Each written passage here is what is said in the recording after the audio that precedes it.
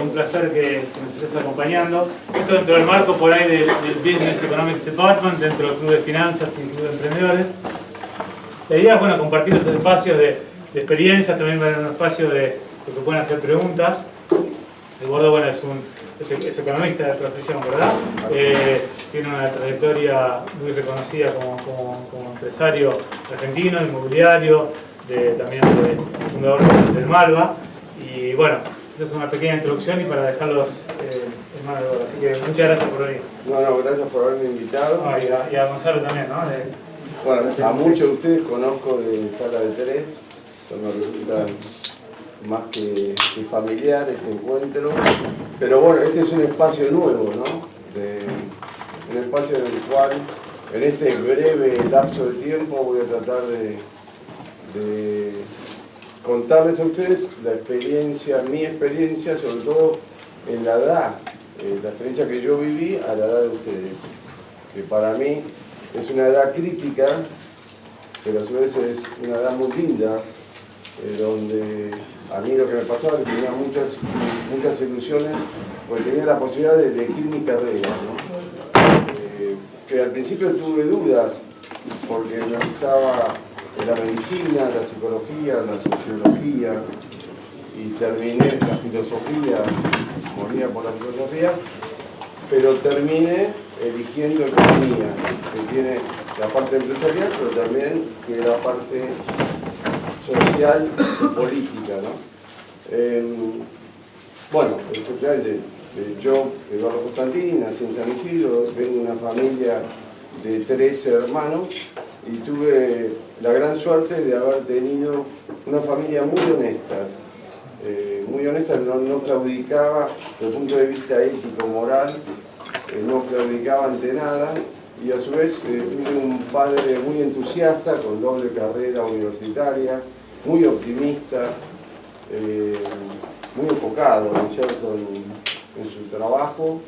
También enseñaba, tenía 2 trabajos, llegaba a casa, se iba a enseñar al Colegio Nacional de San Isidro, me acuerdo, ¿no? Y bueno, yo me inspiré en mi familia, en mi madre, en mi padre, y le puse muchas pilas. O sea, yo creo que es fundamental en la carrera de todos ustedes que hagan una historia personal. Y eso ocurre también con los artistas. Si ustedes ven en todas las disciplinas del ser humano, aquellos que se destacan son aquellos que innovaron en su campo. Los cirujanos que descubren nuevas técnicas, por ejemplo, de operaciones.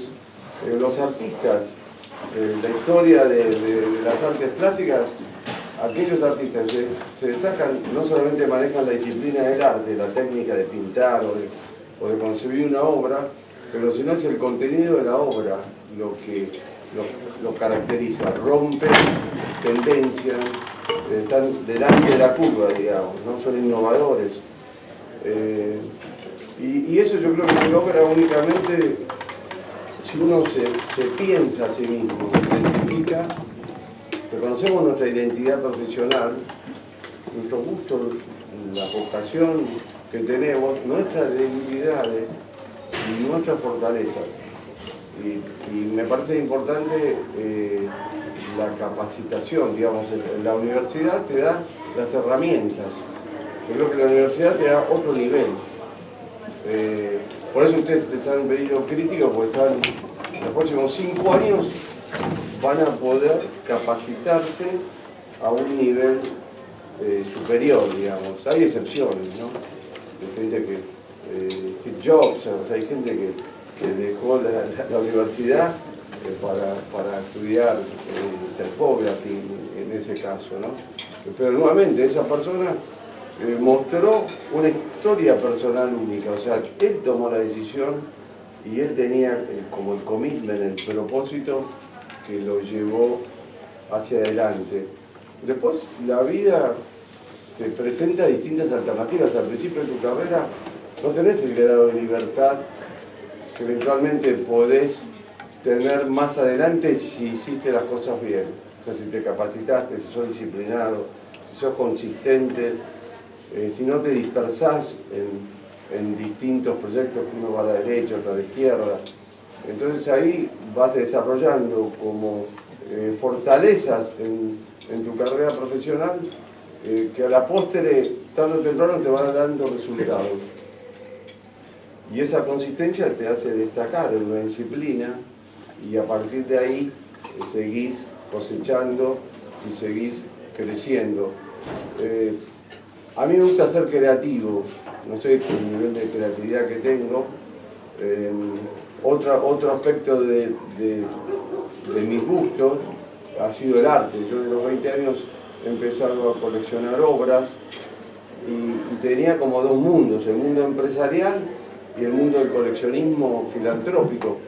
Pero yo las cosas que realizo tienen un contenido estético también. Están las propuestas en el sector inmobiliario, en definitiva, son propuestas de hábitat. Si uno le hace una propuesta, aún construyendo, por ejemplo, un edificio de oficina, bueno, ¿cuál es la propuesta que nuestra empresa le hace a las personas que durante 8 o 10 horas van a trabajar todos los días en una oficina? ¿Qué propuesta en términos de la localización, la pieza arquitectónica, el diseño de la pieza arquitectónica, la funcionalidad, aún el proyecto de arte que nosotros usamos en el proyecto de edilicio, Nordelta, bueno, ni que hablar, es una ciudad donde tiene que haber también un lenguaje estético general, ¿no?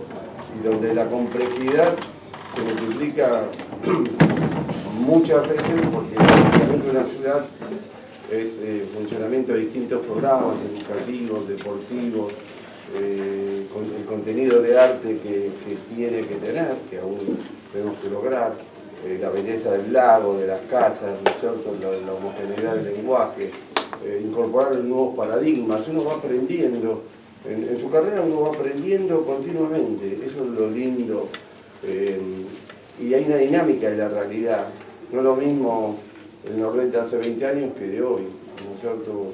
Para nada.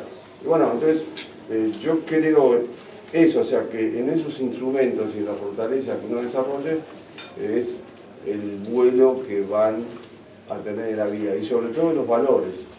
Sobre todo tiene un sentido en la vida si uno es honesto toda su vida. Entonces, cualquier cosa que haga se va tejiendo a través del comportamiento, de la honestidad, que la gente lo reconoce, ¿no es cierto? Así que bueno, esa es mi introducción para que ustedes me puedan preguntar. Entonces, bueno, yo soy fundador de Malva, fundador de Nordelta, hicimos los dos proyectos más grandes inmobiliarios de Miami en términos de venta. El proyecto más grande son 1.300 millones de dólares de venta de un edificio de departamentos, 240 departamentos. Allí compramos dos obras de un artista famoso que se llama Jeff Koons, que es el artista vivo más caro, y hicimos una inversión enorme de 14 millones de dólares que le dio la identidad, el sentido estético, la iconografía a esa pieza arquitectónica. Todo lo pensamos desde el punto de vista de la creatividad, desde el punto de vista estratégico, desde el punto de vista del posicionamiento. Hay muchas variables que crean atributos, fortalezas en la propuesta que uno puede hacer a la sociedad. Así que bueno, eso es, no sé si más o menos les sirve para poder empezar a si no sería muy largo.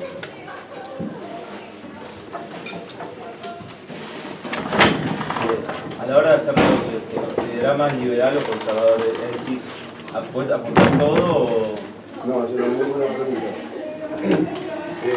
Yo como economista siempre he medido el riesgo, o sea, pesado el riesgo. Incluso yo hice una carrera financiera bastante fuerte al principio y en la época de la Argentina que era un desquicio, la crisis que había y donde hubieron un porcentaje muy grande de amigos, conocidos que quebraron precisamente por ir por todo para ganar más.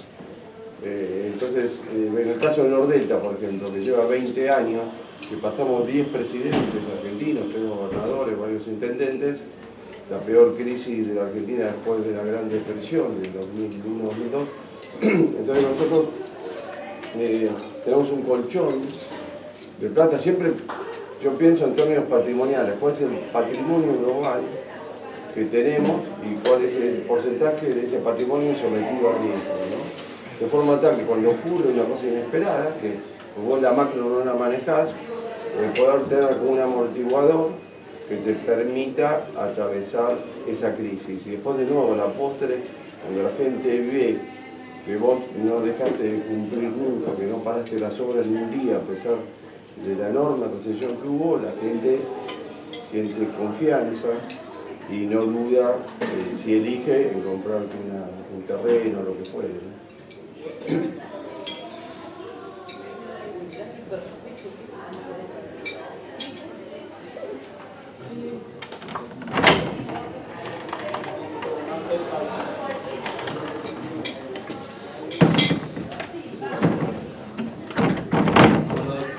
Fuiste a ver el terreno por primera vez de Nordelta. ¿Qué había? Nada, ¿no? ¿Qué pensaste? ¿Qué soñaste ahí? ¿Cómo visualizaste lo que iba a hacer?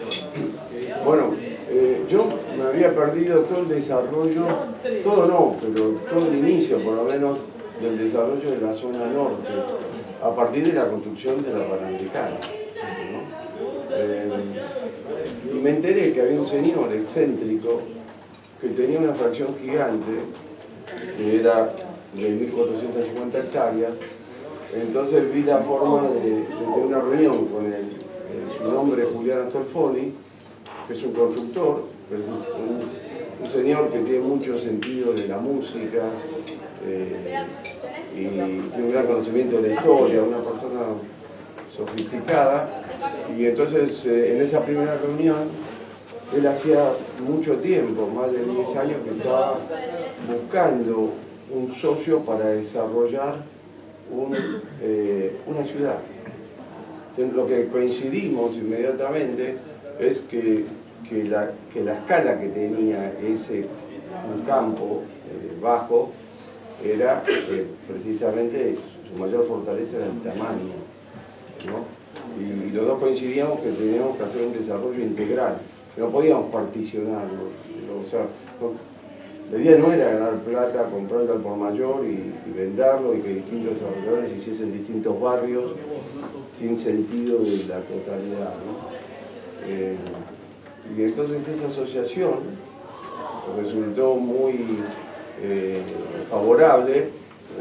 De hecho, nos íbamos a turnar la presidencia, 2 años cada uno. Nosotros, Consultatio, nos íbamos a dedicar a la concepción de la ciudad, a la parte comercial y la parte financiera, ¿no? La estrategia y la fortaleza de él, sin duda, es toda la parte constructiva. Y después, de hecho, él me pidió que yo quedase como presidente durante todos estos años, pero sí, desde un principio veíamos, era difícil de transmitir a la gente porque no existía ese formato. Y aparte no podías entrar, si llovía no podías entrar a Nordelta, hasta que no pudimos hacer todos los caminos y se entraba por la ruta 27. Tardamos 1 año y medio en hacer el Sales Center, que es el acceso que viene por Bancalar y Benavides, que tampoco existía. Hicimos un acuerdo con TVA y entonces nos dio la traza, construimos 7 kilómetros, 2 puentes, y en el Sales Center poníamos todos los renderings para explicarle a la gente que allí iba a haber una ciudad. Poníamos renderings de colegios, de centros comerciales, ¿no es cierto? Y fue ir construyendo de menor a mayor. Logramos 3 colegios que quisiesen instalarse ahí. Entonces creamos 30 hectáreas, donamos 10 hectáreas a cada colegio, el Northland, Michael y el Marín, o sea que dentro de todo es como el centro educativo más grande de la Argentina, a nivel primario y secundario. Creamos la Fundación Nordelta con mi hija Marité. Y bueno, la primera casa de Nordelta se terminó en el año 2000. Hoy hay unas 8.000 viviendas, alrededor de 40.000 personas que viven. Entonces hay 5 colegios, 1.000 personas trabajan en los colegios. entran 10.000 personas a trabajar todos los días y hay 400 casas construyéndose continuamente, o sea, más por los departamentos, o sea que se muda más de una familia por día en Nordelta y ahora estamos concibiendo el segundo centro urbano de Nordelta, que es la entrada, y hace 2 años que estamos trabajando en la concepción, de acuerdo a los nuevos paradigmas de este siglo XXI, asesorado por un estudio dinamarqués que se llama GEL, en el cual aprendemos, como dije recién, que todos aprendemos, hemos viajado varias personas en Nordelta, en cambio cultural, la gente de proyectos, etc. Y ese centro urbano van a ser unos 600.000 metros cuadrados, que eso aproximadamente equivale a unas 20.000 personas más, ¿no? Entonces ahí hay una iglesia católica, hay un centro de espiritualidad judío, hay una huerta orgánica, y bueno, hay muchos proyectos.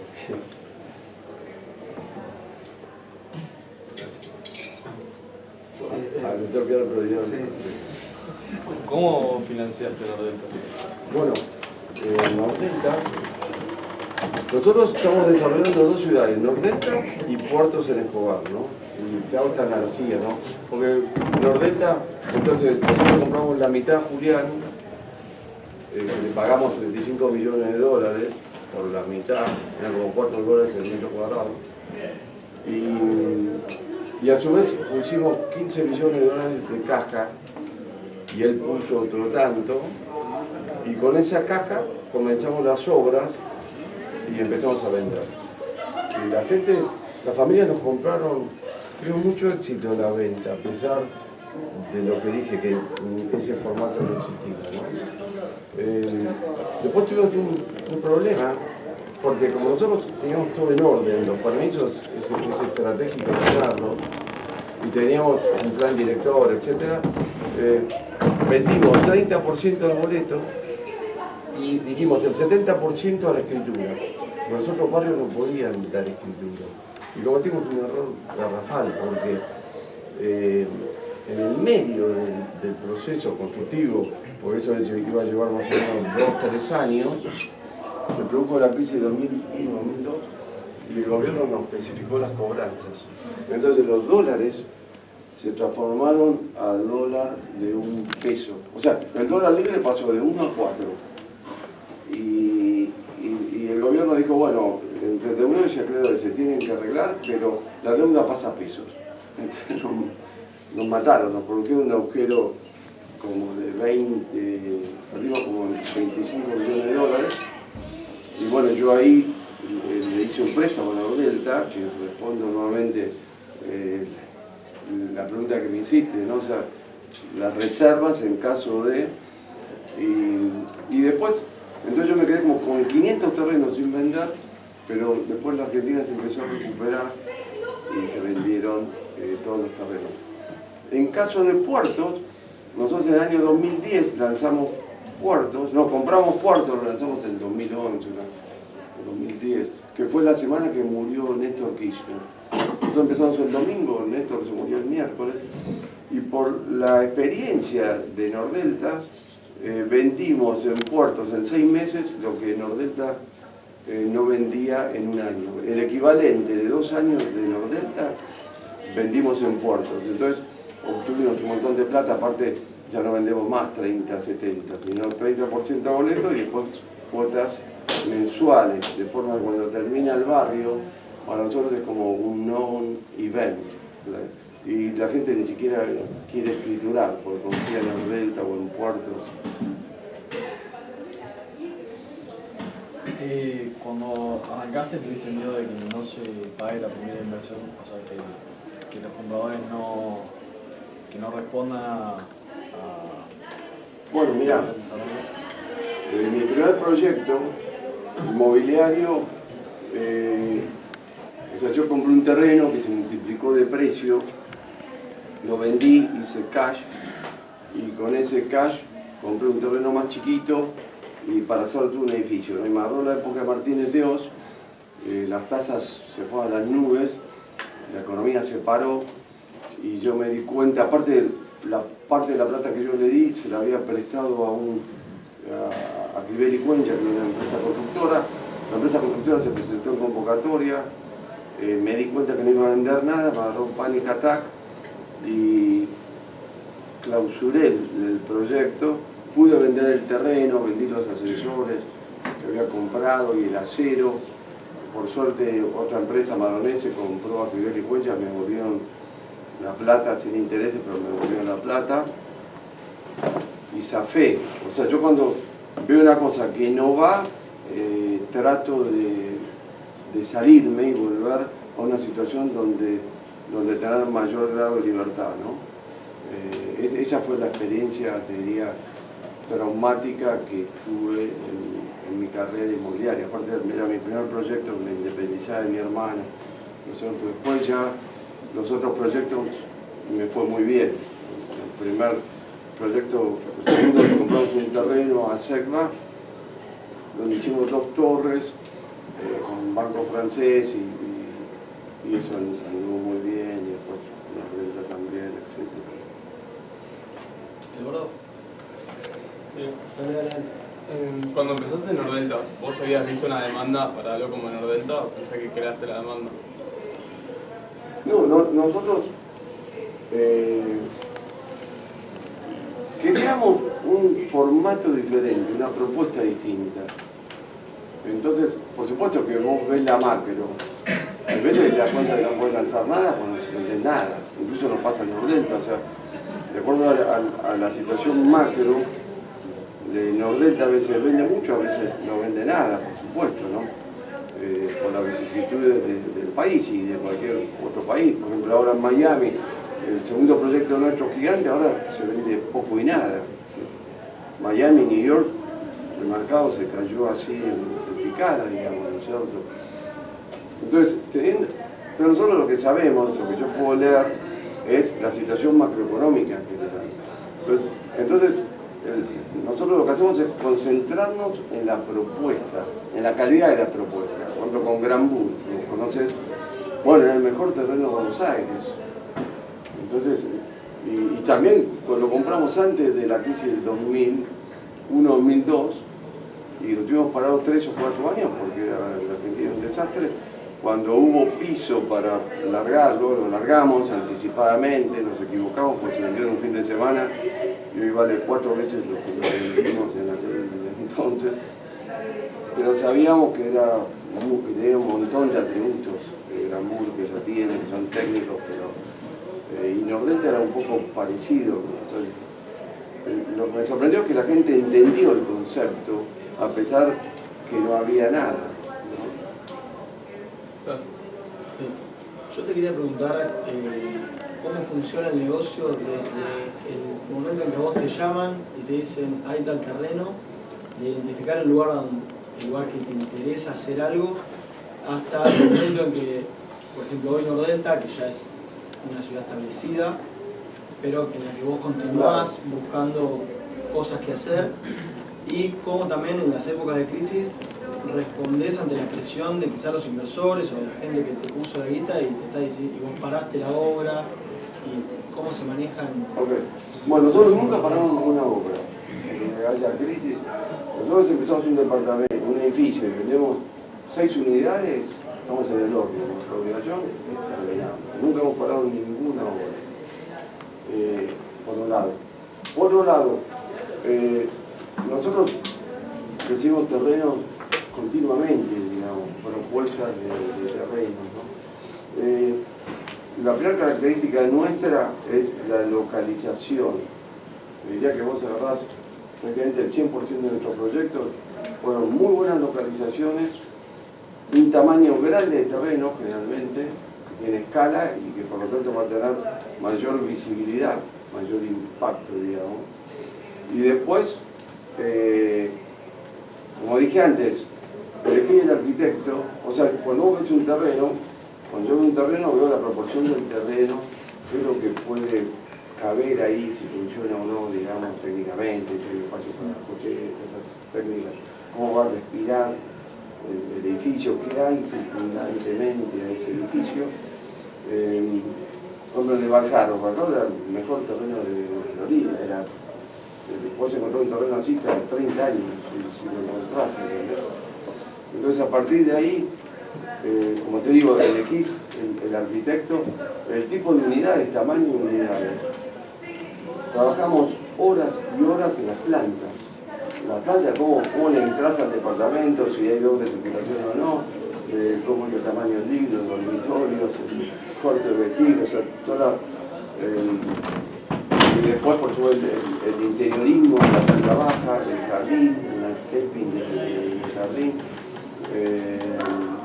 Y todos esos atributos, lo que es la parte más linda del proyecto, que es la creatividad del proyecto, ¿no? Luego tenés el arte de comunicarlo. Entonces, los renderings que tenés que hacer, ¿no? O sea, qué imágenes tenés que mostrar. La forma de venta. Nosotros claramente somos amigables con el mercado y nos gusta que haya varias inmobiliarias vendiéndolo, ¿no? Y después la prensa. O sea, yo he tenido un high profile en mi vida y entonces hacemos, por ejemplo, ahora con Alan Faena, nosotros compramos un terreno, su último terreno que tenía ahí, ya sea como la última pieza del distrito Faena, que da sobre una plaza, que da sobre un espejo de agua. Entonces, cómo enfrentar los edificios, cómo coronarlo con el hotel Faena atrás y el espejo de agua adelante, las entradas simétricas. Pedimos permiso al municipio, pero tenés que hacer los calles para entrarle por la plaza. La idea de poner una pieza icónica en el centro de la plaza. Entonces, ahí es donde a mí me juega toda la gimnasia y la sensibilidad del arte, como 40 años de elegir obras y artistas y ver cómo es la colgada de una exhibición, o mismo Malva. Por ejemplo, Malva tiene un montón de fortalezas. Yo no pensaba hacer un museo, pero apareció un terreno sobre avenida, en esquina, en la zona de los museos, en la mejor zona de Buenos Aires, ¿viste? Figueroa y Porta y San Martín de Tours. Y digo, esto es para un museo, es mejor para un museo que para...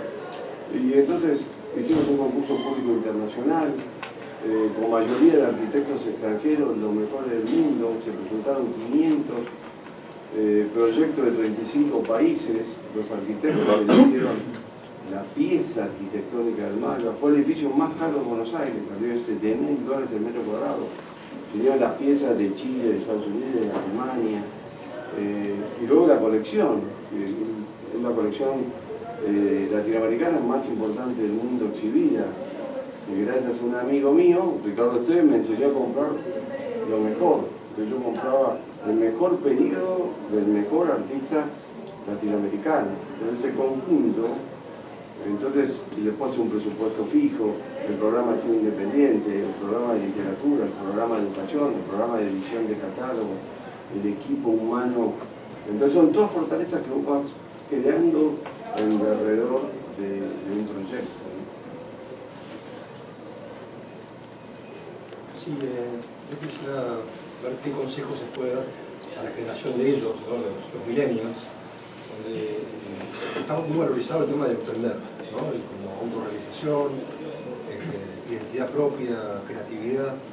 Ahora, el consejo de alguien que ya las pasó y en Argentina, hay cosas muy reales, como que a fin del día hay que pagar las cuentas, financiarse es muy difícil, o sea, casi todos los emprendedores acuden a sus padres para un proyecto y no es tan sencillo destacarse, o sea, el valor del estudio, de ser prudente, por eso vuelvo a identificar el tema de emprendamos a todos nos va barro, porque es muy importante ser realista y ver el país que está. Yo empecé casi en la calle, ¿no?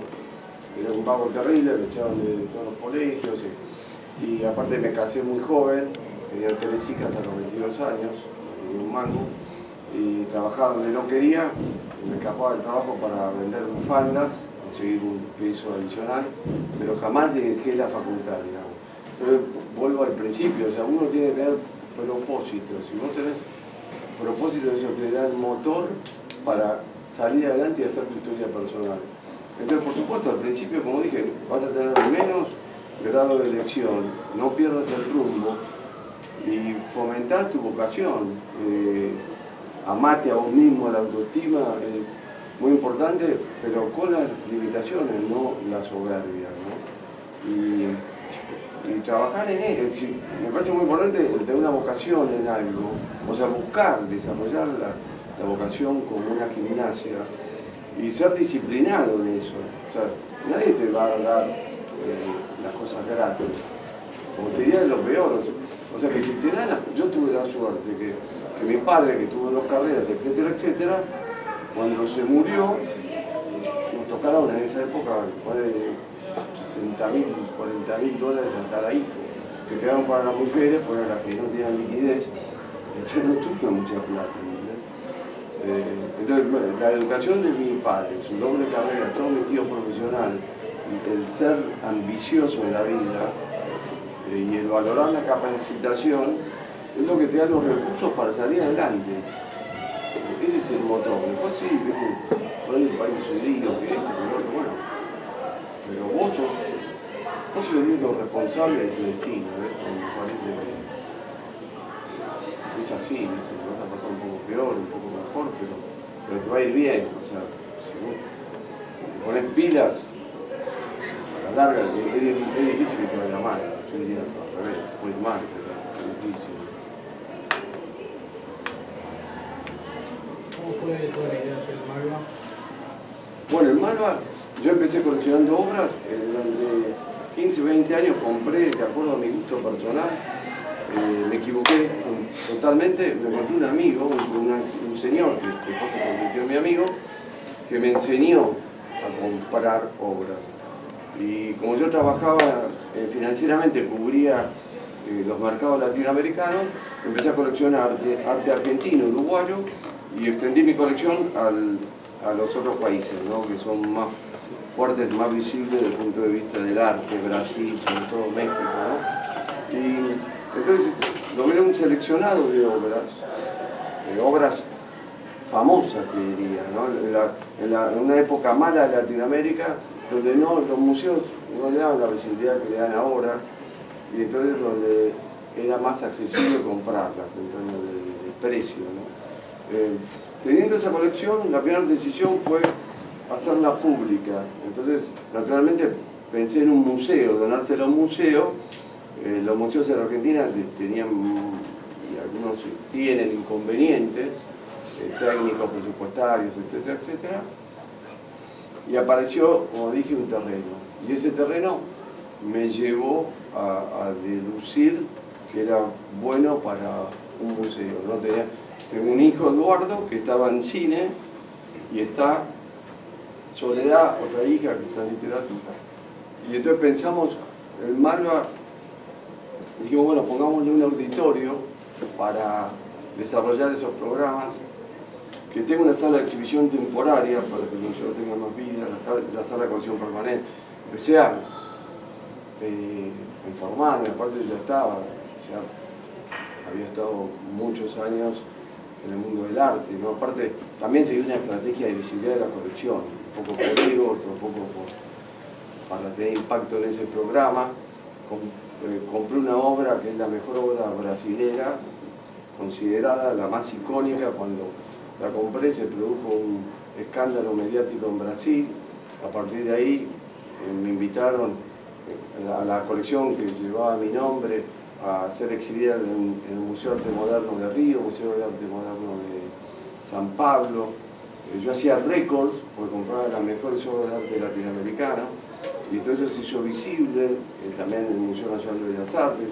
Me invitó a exhibir la colección, también en España, en Uruguay, etc. Entonces ya cuando la colección nació, cuando el museo nació, ya era una colección que tenía visibilidad, ¿no? Entonces fue un proyecto que fue de menor a mayor. O sea, eso también es lindo de la vida, vas construyendo un camino, ¿no es cierto? No todo lo vas a solucionar del primer día, o sea, vas aprendiendo, ¿no? Te agrego, ¿qué mensaje hubiera pasado si no encontrabas el terreno? Es una buena pregunta. Yo creo que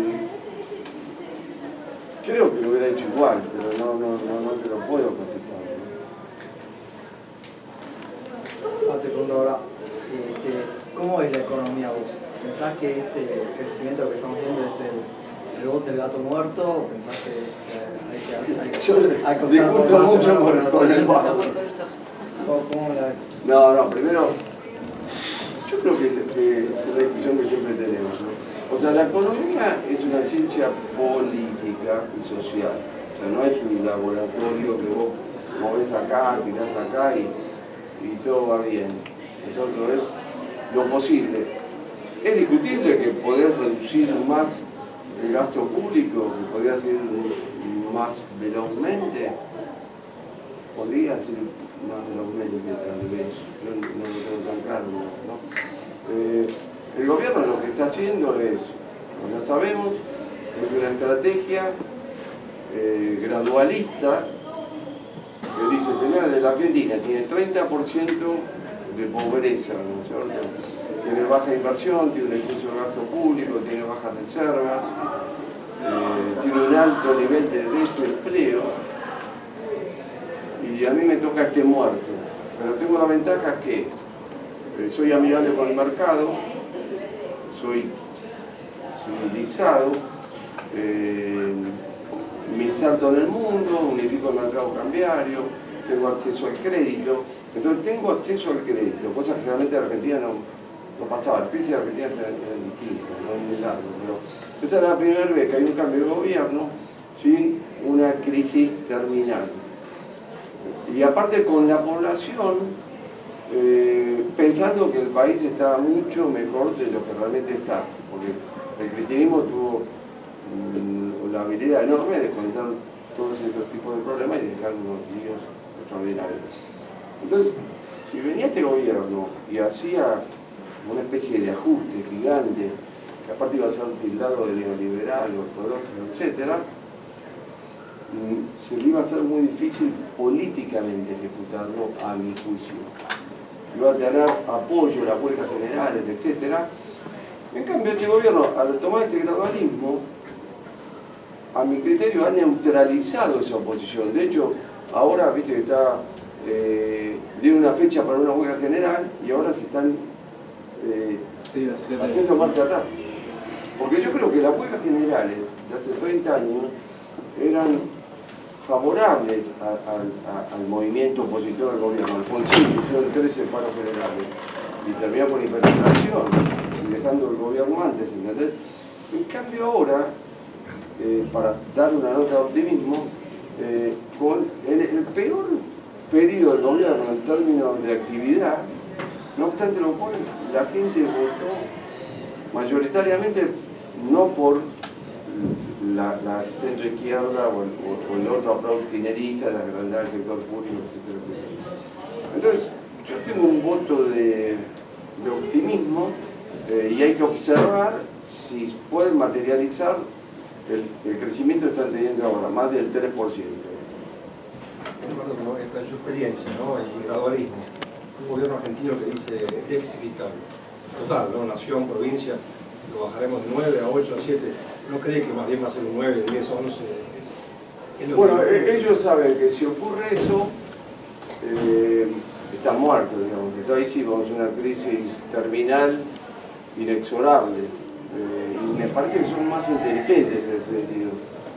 Generalmente la Argentina en el pasado sí recurrió a un déficit creciente con la convertibilidad a Menem, pero porque a su vez Menem tenía la agenda política de perpetuarse y entonces se aumentó el gasto para obtener los votos, que en definitiva terminó no teniéndolos. Yo creo, repito, me parece que el gobierno está bajando el déficit en el margen, no obstante lo cual está teniendo un resultado favorable políticamente. Entonces, en el corto plazo está compatibilizando la restricción política que existe con la restricción económica. La pregunta del millón es si con este gasto público, la mochila esta y el tipo de cambio como está, si la economía va a poder seguir creciendo. Por mí esa es la pregunta del millón. Si los tipos crecen 2 años más, se le va a hacer más fácil, porque licúa más el gasto público, etcétera, etcétera. Tocó el timbre. Sí, nos tocó el timbre, No, lamentablemente, la verdad que